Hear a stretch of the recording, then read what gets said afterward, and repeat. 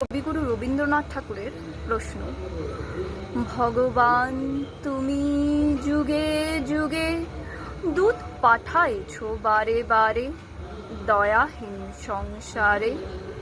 তারা বলে গেল ক্ষমা করো সবে, বলে গেল ভালোবাসো। অন্তর হতে বিদ্বেষ বিষনাশ। বরণীয় তারা স্মরণীয় তারা, তবুও বাহির দ্বারে আজ দুর্দিনে ফিরানু তাদের ব্যর্থ নমস্কারে। আমি যে দেখেছি গোপন হিংসা কপট রাত্রি ছায়ে হেনেছে নিঃসহায়ে।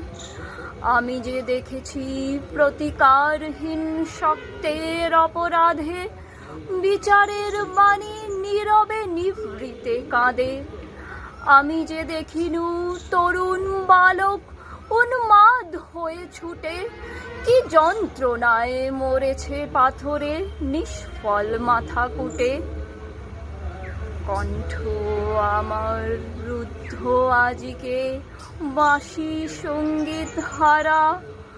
অমাবস্যার কারা লুপ্ত করেছে আমার ভুবন দুঃস্বপনের তলে।